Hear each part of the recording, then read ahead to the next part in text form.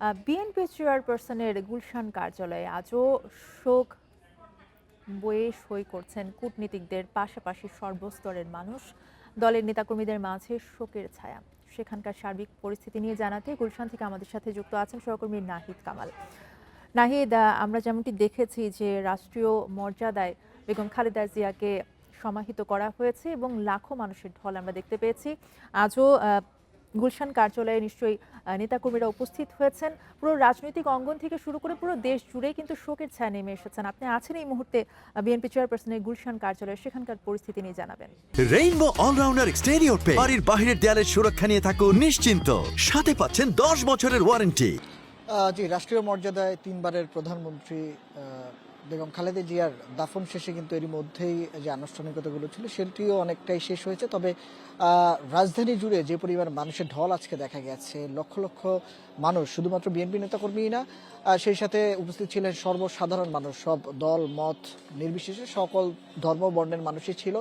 এবং নানান জায়গায় কিন্তু আনুষ্ঠানিকতার মধ্যে মূলত বিএনপির যে গুলশান কার্যালয়টি ছিল এটির মধ্যে কিন্তু এখনও শোক বইয়ে স্বাক্ষর করার যে আনুষ্ঠানিকতা সেটি কিন্তু এখনও চলছে। আমরা কিছুক্ষণ আগেও এখানে দেখানোর জন্য চেষ্টা করি, এখানে কিছুক্ষণ পরপর দেখছি বেশ কিছু দেশের রাষ্ট্রদূতরা এখানে এসে উপস্থিত হচ্ছেন এবং তাদেরকে গ্রহণ করার জন্য দলের সিনিয়র কিছু নেতাকর্মীরাও এখানে উপস্থিত রয়েছেন। আজকে আসলে বেগম খালেদা জিয়ার জানাজা ঘিরে কিন্তু বিভিন্ন দেশের কূটনীতিকরা এবং বিভিন্ন দেশের ঊর্ধ্বতন যেসব কর্মকর্তা রয়েছেন তারা কিন্তু এসেছেন। এর মধ্যে পাকিস্তানের পার্লামেন্টারি স্পিকার সর্দার আয়াজ সাদিক, ভারতের পররাষ্ট্রমন্ত্রী এস জয়শঙ্কর সহ ভুটানের পররাষ্ট্রমন্ত্রী ডিএন ধুঙ্গিয়ের, এছাড়া মালদ্বীপের প্রেসিডেন্টের বিশেষ দূত ও দেশটির উচ্চ শিক্ষামন্ত্রী আলী হায়দার আহমেদ এবং নেপাল সরকারের একজন প্রতিনিধিও কিন্তু ছিলেন। এছাড়া বিভিন্ন দেশের প্রতিনিধিরা যেমন আছেন এবং রাষ্ট্রদূতরাও কিন্তু এখানে এসেছেন। আমরা কিছুক্ষণ আগে দেখেছি দলের স্থায়ী কমিটির সদস্য মির্জা আব্বাস এবং তিনি এখানে উপস্থিত ছিলেন। আমরা দেখেছি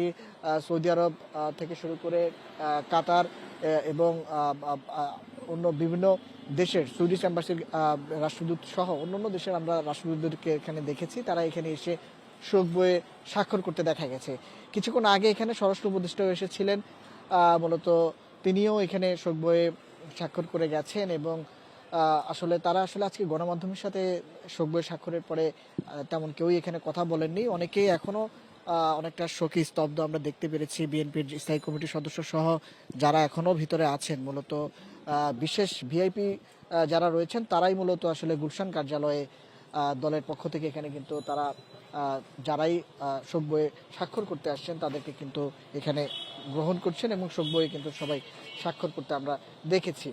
মূলত এরশাদ সরকার পতনের পর 1991 সালের 27 ফেব্রুয়ারি সব দলের অংশগ্রহণের নির্বাচনের মাধ্যমে খালেদা জিয়া কিন্তু নেতৃত্বে ক্ষমতায় আসে। আমি যদি একটু স্মৃতিচারণ করি, এরপরে 20 মার্চে বাংলাদেশের প্রথম নারী প্রধানমন্ত্রী এবং মুসলিম বিশ্বের দ্বিতীয় নারী প্রধানমন্ত্রী হিসেবে বঙ্গভবনে অস্থায়ী রাষ্ট্রপতি শাহাবুদ্দিন আহমেদের কাছে শপথ গ্রহণ করে ইতিহাস গড়েন আসলে বেগম জিয়া।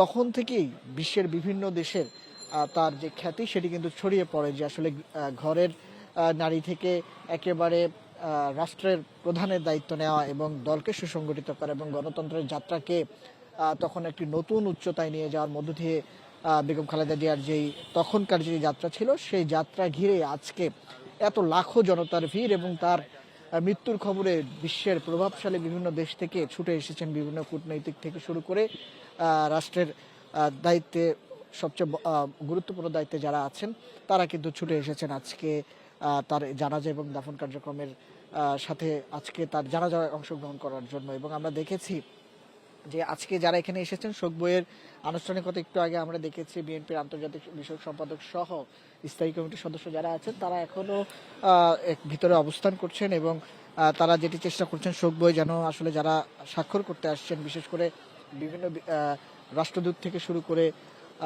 ভিভিআইপি যারা বিশেষ করে তারা মূলত গুলশান কার্যালয়ে আসছেন এবং শোক বই কিন্তু শোক বইয়ে স্বাক্ষর করছেন। সবকিছু মিলিয়ে এখনকার যে অবস্থা, বিকেল 5টা নাগাদ যেহেতু বেগম জিয়ার দাফন সম্পন্ন হয়েছে, তারপরে পুরো রাজধানী জুড়ে আসলে যারা এসেছিলেন এক নজর তার এই তাকে বিদায় লগ্নে এক নজর তাকে বিদায় দিতে এসেছিলেন এবং দাফন কার্যক্রম শেষেই অনেকেই ফিরে যাচ্ছেন। রাজধানী জুড়ে আজকে যে লাখো জনতার যে ঢল নেমেছে, আসলে এই জাতি বেগম খালেদা জিয়াকে আসলে এইভাবেই স্মরণ করে রাখতে চান এমনটা কিন্তু আসলে মানুষের চোখে মুখে এবং মানুষ তাদের স্মৃতিচারণও কিন্তু করতে দেখেছি।